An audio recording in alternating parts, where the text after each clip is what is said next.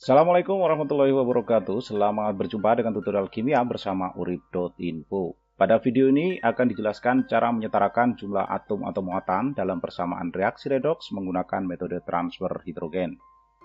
Reaksi yang disetarakan K4FeCN6 kali direaksikan dengan CeNO3 4 kali dan KOH menghasilkan CeOH 3 kali, FeOH 3 kali, H2O, K2CO3, dan KNO3. Reaksi ini berlangsung dalam suasana basah. Kita akan bagi persamaan reaksi ini menjadi dua bagian, dan kita tidak lakukan pengionan. Kita langsung pasangkan spesi-spesi yang mirip, tanpa memperhatikan O dan H di dalam spesi tersebut. Pasangan pertama kita akan buat di sini. Ada K, ada Fe, ada Cn di ruas kiri. Maka di ruas kanan harus ada spesi yang di dalamnya mengandung K, Fe, dan Cn. Untuk K, ini boleh kita wakilkan antara K2CO3 dan KNO3. Jadi di sini sekaligus mewakili K, C, dan N. Kita boleh pasangkan ini di ruas kanan. Kemudian di ruas kanan juga harus mengandung Fe. Fe kita bisa ambil FeOH 3 kali. Jadi di sini ada K di ruas kiri, di kanan ada juga, ada Fe di kiri, di kanan juga sudah ada C di kiri, di kanan juga sudah ada C di sini, N juga ada di kiri, dan di kanan juga tersedia N. Dengan demikian semua unsur selain O dan H pada persamaan pertama ini sudah memiliki pasangan yang bersesuaian. Sekali lagi untuk O dan H kita abaikan dulu. Kita lanjutkan dengan memasangkan spesi lain yang belum kita pasangkan. Di sini ada CeNO3 4 kali. Kita pasangkan spesi yang mengandung Ce di ruas kanan. Tidak ada yang lain selain ini. Oke, kemudian di ruas sebelah kiri, ini ada N. Di ruas kanan ini kan belum ada. Posisi N yang ada di ruas kanan hanya ada di KNO3. Berarti kita akan ambil KNO3 dan kita pasangkan di ruas kanan. Di ruas kanan sekarang ada K, di ruas kiri kan tidak ada. Maka kita akan ambil pasangan yang aman karena O dan H tidak dipakai, kita pasangkan dengan KOH di ruas kiri. Dengan demikian, K tersedia di kedua ruas. Selanjutnya, kita akan setarakan jumlah unsur selain O dan H. Kita lakukan secara perlahan-lahan.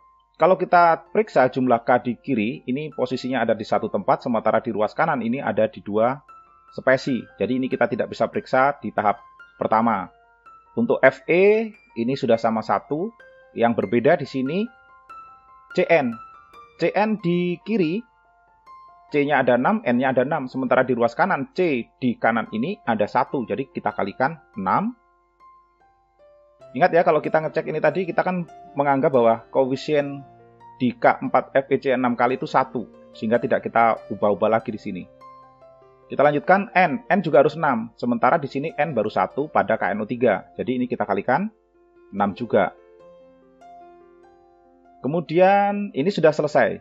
Sudah setara untuk Fe, C, dan N. Sekarang kita urusi K. K di ruas kiri sudah kita beri koefisien. Ini jumlahnya 4. Sementara di ruas sebelah kanan, K ini jumlahnya ada 12 dan 6. Ada 18. Kita tidak bisa mengubah lagi ini. Kalau kita ubah, maka semuanya berubah lagi dan tidak bisa selesai persamaan reaksi ini. Maka kalau kita ingin menyetarakan jumlah K, kita harus memanfaatkan KOH. KOH di sini sebagai pemberi suasana ya. Jadi kita tambahkan KOH seperti ini.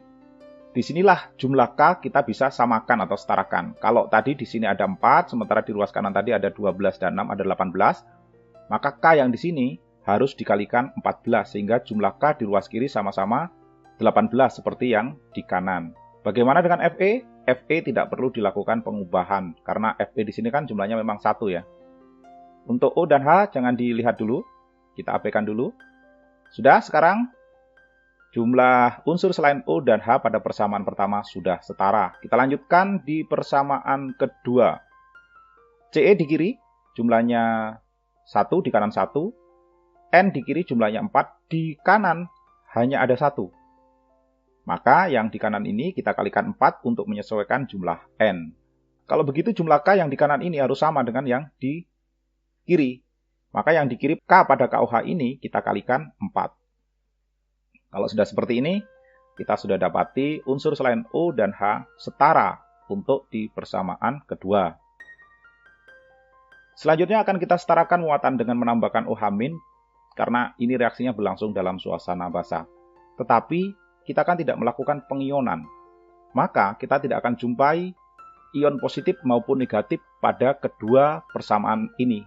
Kalau begitu tahap ini kita bisa lewati, kita langsung menyetarakan jumlah U dengan menambahkan H2O pada ruas yang kekurangan U. Kita periksa, di persamaan pertama ini, di ruas kiri ini tidak ada O, ini ada 14, sementara di sini ada 18, ini juga ada 18, berarti ada 36, kemudian O ada 3, jadi total O ada 39. 39 kalau dikurangi 14, kekurangan sebanyak 25 O. Kalau begitu kita tambahkan 25 H2O. Sehingga jumlah oksigennya sama-sama 39. Selanjutnya kita periksa jumlah O di ruas kiri pada persamaan kedua. O di kiri ini ada 12 dan 4. Ada 16 jadinya. Sementara di ruas kanan ini ada 3 dan 12. Ada 15. Jadi yang di ruas kanan ini kita tambahkan H2O sebanyak 1 saja untuk mengimbangi jumlah O yang di kiri tadi yang jumlahnya 16, sekarang ini jadi 16 juga. Sudah, oksigen sudah setara. Selanjutnya kita setarakan jumlah H dengan menambahkan atom H. Di sini ditandai dengan H yang di dalam tanda kurung siku ya. Kita periksa satu-satu karena jumlahnya sangat banyak, ini kita coba bantu menghitung. Jumlah H di kiri di persamaan pertama ini ada 14, yang ini ya.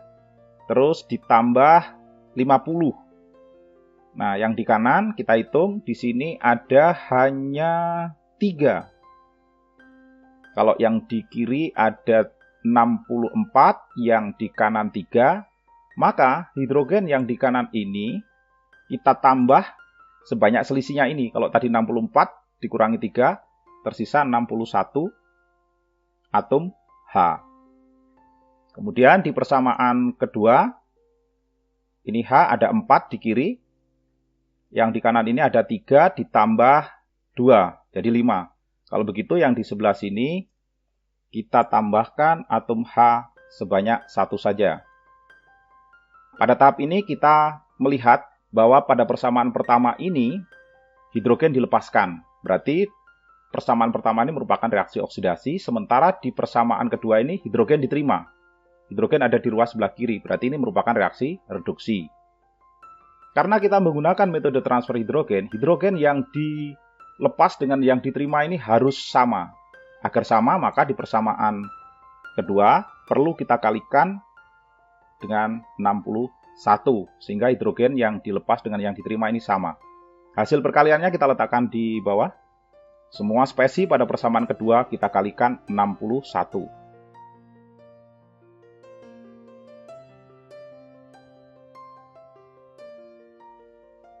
Sudah kita kalikan semua spesi di persamaan kedua.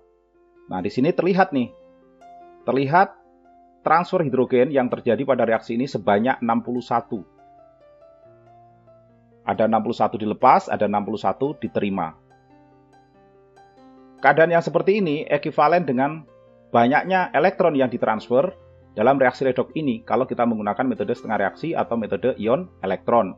Kalau ditanya berapakah jumlah elektron yang terlibat dalam persamaan reaksi redoks ini, jawabannya ada 61 elektron. Karena ia ekivalen dengan jumlah hidrogen yang ditransfer. Selanjutnya kita tinggal jumlahkan kedua persamaan reaksi ini. Kita gabungkan ruas kiri dengan ruas kiri, ruas kanan dengan ruas kanan. Ini kita gabungkan.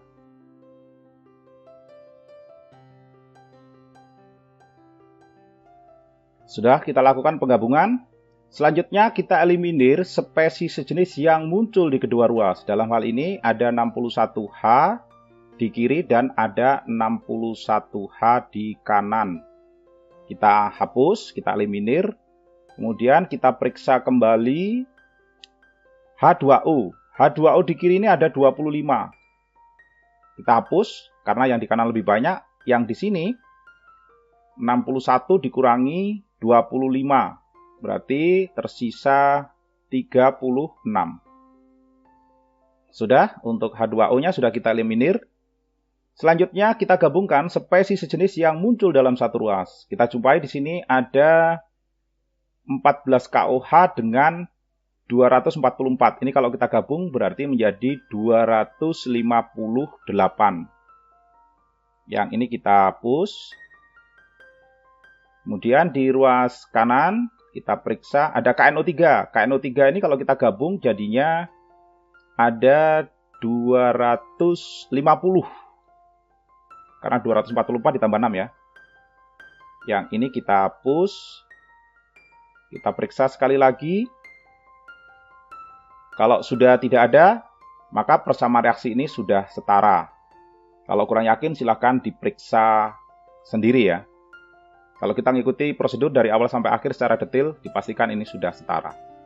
Seperti inilah metode transfer hidrogen yang digunakan untuk menyetarakan jumlah atom dalam persamaan reaksi redoks. Cukup sekian, tutorial ini mudah-mudahan dapat dipahami. Sampai jumpa pada tutorial berikutnya. Terima kasih. Wassalamualaikum warahmatullahi wabarakatuh.